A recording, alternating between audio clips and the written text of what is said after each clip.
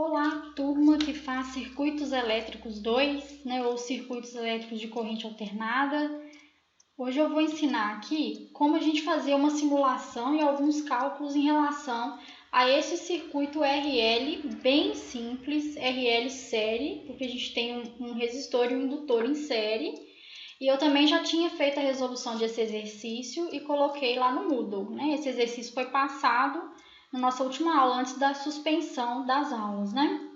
Então, a gente já tinha calculado, né, a impedância equivalente, né, composta pela resistência mais a impedância do indutor, e a gente já tinha calculado que ia dar 213,38 com um ângulo de 62 graus, e isso em ohms, né, quando representado na maneira polar.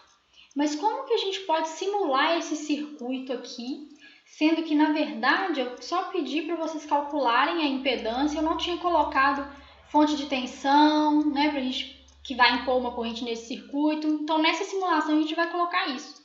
Eu gosto muito de utilizar o PSIM, a versão demo dele, que eu já até mandei para vocês por e-mail para vocês baixarem. É uma versão para estudantes, é gratuita.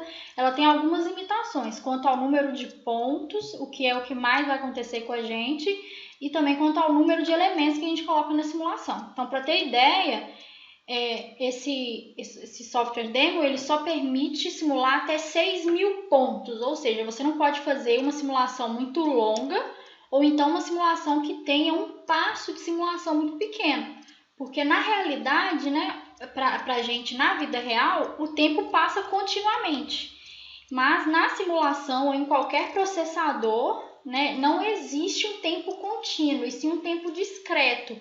Então, existem passos de simulação. E para que isso fique o mais próximo do real, é interessante que esse passo de simulação seja muito pequeno. Então, isso é uma coisa que a gente vai verificar, vai calcular e colocar algum valor que seja adequado para essa simulação aqui. Então, o principal problema, né, do PSIM demo para a gente vai ser essa questão do número de pontos. Mas aqui para circuitos 2, como não tem muita coisa muito elaborada, né, não tem frequência de chaveamento, igual algumas disciplinas lá de eletrônica de potência, então vai atender. Então, vamos criar esse circuito RL aqui no PSIM. Então, eu abri o PSIM demo. Para criar uma nova simulação, eu clico aqui em New, né, que é esse símbolo. Então, dou Ctrl N.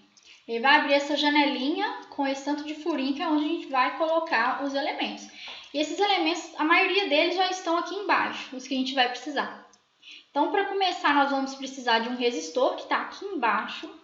É só clicar, não precisa ficar segurando, só clicar com o botão esquerdo do mouse, não precisa ficar segurando. Você coloca ele em algum lugar. E aí, a gente dando 2 cliques nele, a gente consegue alterar o valor. Então, lembrando, era 100 ohms. Já posso fechar, não precisa nem de dar Enter, porque ele já salva. Vamos pegar o indutor que está aqui do lado, só clicar. E eu posso clicar com o botão direito do mouse para girar esse elemento, né? Vou colocar ele assim. Vou colocar também uma fonte de tensão, que está aqui embaixo, a gente pode escolher qual. Mas eu só vou alterar o valor do indutor, que na verdade era meio Henry, então 0,5. 0,5, né? O PSIM, ele não trabalha com vírgula, o decimal dele é ponto. Agora sim, vou pegar essa aqui, uma fonte de tensão senoidal, que está aqui embaixo. Colocar ela para cá e vou alterar. O que a gente tem que alterar aqui é amplitude, né? Valor de pico. Eu estou querendo utilizar aqui a tensão da CEMIG, que é 127 volts RMS e 60 Hz. 60 Hz já está. Só que 60 volts RMS representa 179,6 aproximadamente volts de pico, né? Porque você pega, então, o valor RMS e multiplica por raiz de 2, aí você obtém o valor de pico. Então, eu preciso botar aqui o valor de pico. Vou colocar também um amperímetro, tá aqui embaixo. Insere com o circuito para poder medir a corrente dele. Repara que tem um pontinho, todos esses elementos têm um pontinho, né? Por mais que a gente está em corrente alternada, a gente acha, né, que aqui o sentido não importa em corrente alternada. Ele importa para você manter uma coerência. Porque de repente você vai estar medindo uma senoide que ao invés de estar passando pelo pico positivo, estaria pelo pico negativo. Né? Só assim, o que a gente fala de defasada de 180 graus, estaria de cabeça para baixo. Então é bom manter essa coerência. Vou colocar um terra aqui, debaixo no terminal aqui inferior da fonte. Agora, eu vou colocar um nome nessa corrente que esse amperímetro está medindo, né? Então aqui está I1, vou deixar dessa forma, só tem uma corrente nesse circuito, já que ele está em um circuito sério, a gente não tem outras malhas, pode deixar I1. Mas eu tenho dois elementos e eu vou medir a tensão deles. Então eu pego cá embaixo um voltímetro que vai medir diferença de potencial, e a diferença de potencial é a tensão entre dois pontos. No caso, eu quero medir em cima do resistor, que está no meio aqui do circuito. Então, eu vou fazer a medição em cima do resistor. Já coloquei o voltímetro aqui, então eu clico aqui nessa canetinha para desenhar as trilhas, né? Eu até devia ter falado isso antes. A gente desenha as conexões assim, com essa canetinha. Então, medir a diferença de potencial em cima do resistor. Deixa eu colocar um nome, VR, né? Porque para a gente deixar um nome que a gente vai lembrar, e posso clicar nessa caixinha de display que vai mostrar essa tensão em cima do resistor. Para medir a tensão em cima do indutor, eu posso pegar o mesmo voltímetro que mede a diferença de potencial. Só que como o indutor, olha só, o outro terminal dele já está conectado ao terra, eu posso simplesmente pegar esse balãozinho voltímetro aqui e colocar em cima do indutor. Ele já vai saber que eu estou medindo a tensão em cima deste ponto ao terra, que é justamente onde está o indutor.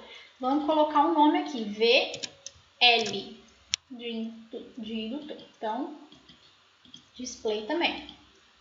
É isso, a gente já montou o circuitinho, colocou os medidores, alteramos os valores dos elementos. E agora uma parte muito importante é clicar em Simulate, Simulation Control, e vai aparecer esse relógio aqui. É nesse relógio que a gente vai controlar os parâmetros de tempo, o passo da simulação. O passo da simulação em tempo, ele está em 1 vezes 10 a menos 5 segundos. É um valor baixo, né? Se a gente colocasse 1 vezes 10 a menos 6, que é 1 microsegundo, seria melhor ainda. Só que o nosso simulador tem uma restrição de pontos, não adianta colocar um passo muito pequeno. Então, esse passo aqui é o menor que a gente consegue fazer essa simulação. E como o PSIM ele só vai suportar mostrar 6.000 pontos, então se você fizer essa conta aqui, eu já até sei, ó, o máximo que a gente pode colocar de tempo total de simulação é 0,06 segundos para esse passo. Porque se você divide 0,06 por 1 vezes 10 a menos 5, dá 6.000 pontos. Então, é isso aqui que a gente vai conseguir rodar no total. Então, já vou até deixar parametrizado dessa forma. E aí, a gente já estamos em condições de rodar o circuito. Mas, primeiro, deixa eu salvar esse circuito. Então, você vem em File, Save. E escolhe alguma pasta, eu vou colocar aqui circuito RL, que foi do dia 13, né, de março, que a gente passou em sala. Então, eu já posso rodar. Para eu rodar a simulação, eu clico nesse botãozinho aqui, ou do F8, Run. Aí vai rodar e já vai me falar o que você quer medir, né? O que você quer que eu mostre na tela, já que eu coloquei medidores, né? Então, deixa eu colocar a corrente I1, só para a gente ter uma ideia. Corrente I1 tá aqui. Olha só como é que ela funciona, né? Ela é senoidal, porém ela sofre um transitório até depois ficar repetindo como uma senoide perfeita o resto da vida, né? Esse transitório é justamente pelo fato da gente ter um indutor ali, né? Então a gente diz que tem um processo, né, de carregamento, entre aspas, do indutor, porque no início da simulação ele não tinha corrente nenhuma, né? E depois ele vai se acostumar com essa corrente senoidal passando por ele. Então, a partir daqui, ó, se eu pudesse rodar mais pontos, ele ficaria o resto da vida com esse comportamento senoidal. Vamos medir o valor de pico desta corrente. Então, deixa eu clicar em algum desses botões aqui embaixo, você consegue ir vendo os valores de pico. Ele vai medindo para você. É claro que esse valor de pico absoluto aqui, ele não é realmente o que vai acontecer em regime permanente, que é isso, porque eles são transitórios. Então, eu tenho que medir aqui nesse último pico mesmo. Vou clicar aqui de novo, que ele vai encontrar. Vamos ver aqui.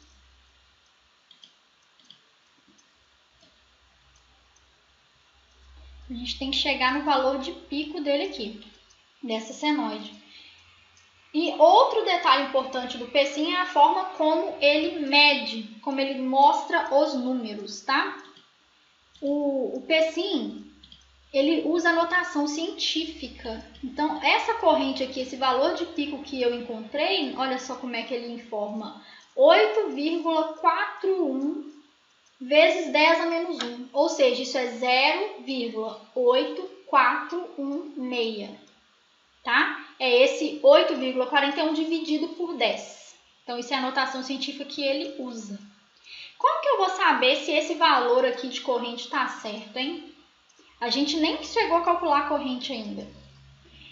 Mas agora em circuitos, a gente tem a lei de Ohm para circuitos 2.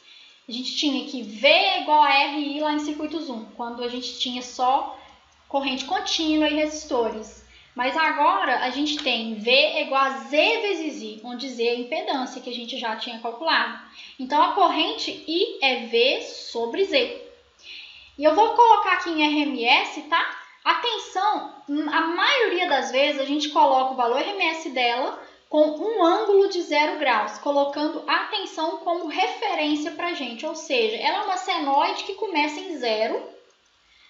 E aí a gente vai ter todos os defasamentos no tempo em relação a essa tensão de referência. Então, normalmente coloca a tensão da fonte em 0 graus, só porque ela é a nossa referência. E aí eu divido pela impedância que eu calculei. E essa impedância foi calculada como 213,38 com 62 graus, isso em ohms.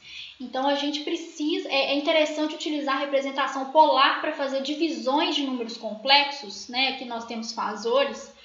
Por quê?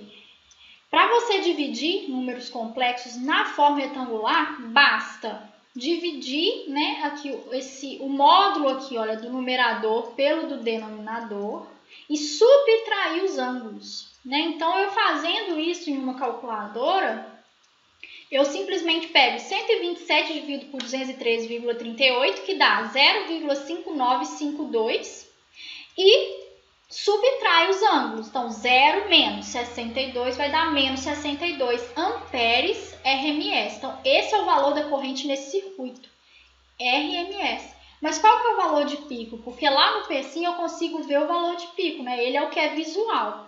É só pegar 0,5952 e multiplicar por raiz de 2, que aí você tem o valor de pico. E que deu exatamente, olha, 0,8417 amperes. Então, voltando para o PSIM, esse aqui é o emulador de uma calculadora que eu usei. Tá, exatamente, 0,8416, né, amperes. Então, a gente conseguiu realmente fazer a simulação e isso confirma os nossos cálculos, tá? Vamos colocar agora as medições de tensão.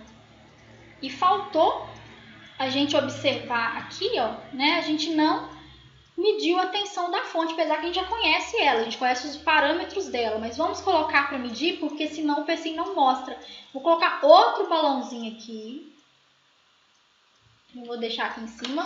Se ele fizer essa bolinha, significa que fez a conexão. Deixa eu dar um nome aqui. Vamos colocar a tensão da fonte, VF. E vou display, deixar mostrar. E eu vou rodar de novo. Vamos rodar de novo. Eu quero aqui medir, então, a tensão da fonte. Se eu clicar em adicionar e dar OK, ele vai mostrar só a tensão da fonte. Uma senoide que começou em 0, como eu tinha comentado, porque a gente está assumindo que ela é a nossa referência, né? Por isso 0 graus. Só que olha só, isso aqui vai chegar a 179,6, né? É o valor de pico. 179,6 ou 1,796 vezes 100, né? Vezes 10 a 2. Sempre lembrando que o PSIM vai mostrar em notação científica. Mas se eu fosse plotar a corrente aqui junto, que é 0,8, nem ia aparecer nada. Então é interessante a gente clicar aqui nesse botão que permite uma janela abaixo. Eu quero mostrar só a corrente aqui embaixo, corrente I1. Ok. Olha só como é que ela ficou. Então a gente pode perceber, né, que a tensão ela não tem comportamento transitório, ela é o que a gente pediu para ela ser, a gente impôs essa tensão. A corrente tem um comportamento transitório porque ela resultou da dinâmica do circuito, né? E olha só, existe um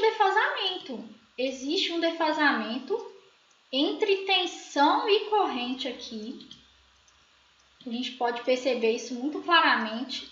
Olha só, enquanto a tensão, deixa eu mandar ele colocar aqui. Enquanto a tensão está passando pelo pico, a corrente ainda não está. Né? A corrente ainda vai passar pelo pico depois. Então, por isso que a gente comenta do defasamento. Né? A corrente está atrasada em relação à tensão da fonte. Por quê? A tensão da fonte aqui nesse momento está passando pelo pico e a corrente ainda vai passar depois. Então, ela está atrasada. E de quantos graus é esse atraso? É 62 graus, né?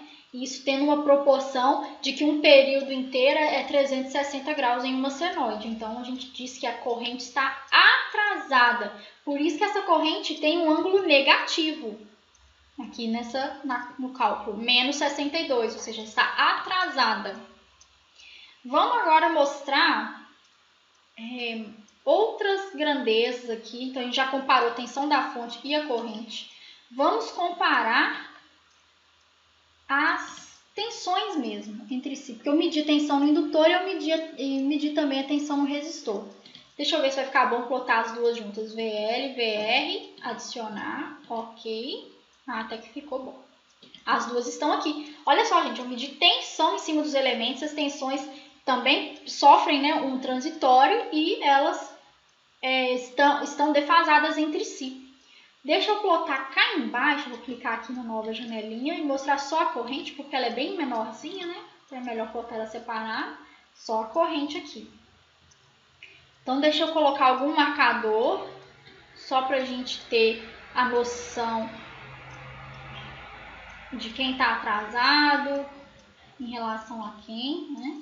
Então aqui em cima, nossa, toda hora eu fecho aqui sem querer, eu só tenho que arrastar. Vou deixar em cima desse vermelho aqui. Então, claro, eu estou sempre pegando no final dessa parte da simulação, porque anteriormente eu tenho um transitório, né? Então, eu tenho que pegar o regime permanente. Neste ponto aqui, olha, eu pego o pico da tensão no indutor. E, que coincidência, enquanto a tensão no indutor está passando pelo pico, a corrente do circuito está passando por zero, né? E essa coincidência de pico com zero, isso mostra pra gente que a corrente do circuito, que é a mesma corrente no indutor, que é a mesma corrente no resistor, ela está defasada de 90 graus da tensão do indutor. E, na verdade, ela está atrasada. Olha só, se eu comparar aqui do resistor, que é mais fácil, que é essa onda azul aqui primeiro, essa é a tensão no resistor. Na hora que ela passa pelo pico, a corrente também passa pelo pico. O resistor, gente, ele não interfere, ele não entra com defasamento no circuito. A corrente no resistor e a tensão no resistor estão em fase. Tá? O resistor ele representa uma impedância puramente real, ele não entra com ângulo nessa história. Porém, o indutor sim. Né? A gente sabe que a impedância de um indutor é J⍵L. Esse J, né, que é um número complexo, ele insere aí 90 graus nas nossas contas. Então, quando a gente coloca aqui, olha, a tensão no indutor e a corrente, né, que é a mesma corrente do indutor, é a mesma corrente do circuito, a gente percebe um defasamento de 90 graus. Então, a corrente do indutor está atrasada de 90 graus em relação à tensão, né, do indutor. Olha só, enquanto a tensão do indutor passa pelo pico, a corrente dele passa pelo zero. Isso é muito engraçado, porque o que a gente poderia pensar é, olha, eu tenho uma tensão passando pelo pico, a tensão em cima desse elemento está passando pelo pico, então eu esperava que a corrente nesse elemento também passasse pelo pico. Não, isso acontece só em resistor, tá? No caso de indutor, não. É muito curioso. A tensão no indutor está passando pelo pico, mas a corrente está passando por zero, tá? Essa é uma característica do indutor. O indutor, ele justamente gosta de atrasar a corrente em qualquer circuito que seja, né? A tensão dele está passando pelo pico, mas a corrente está passando por zero, ela está atrasada. E é justamente de 90 graus, porque tem essa coincidência de pico com zero. Então é isso, a gente fez aqui a simulação no PSIM, a gente verificou os nossos cálculos e teve alguma ideia dessas medições e desses defasamentos. Tentem fazer aí também, né? Baixa o PSIM demo, tenta fazer essa simulação, porque é muito importante, né? Mesmo quando a gente tem a disponibilidade de ter laboratórios físicos, fazer simulações é sempre importante para você saber o que esperar na hora de fazer um experimento real. E se tiver algum problema, você já descobre antes de ir para o laboratório de verdade, né? Então, simulações são sempre uma ferramenta que a gente vai utilizar mesmo quando a gente tem a opção de ter laboratórios. E o PSIM, ele é bastante utilizado, ele pode ser utilizado para circuitos 1, para circuitos 2, para máquinas elétricas, para eletrônica de potência, né? Diversos assuntos, né? Porque ele é bem versátil, tem várias opções. Então, é importante que vocês se acostumem com o PSIM, porque vai poder ajudar vocês em diversos estudos. Então, vamos lá, tentem fazer as simulações e dê notícia pra gente.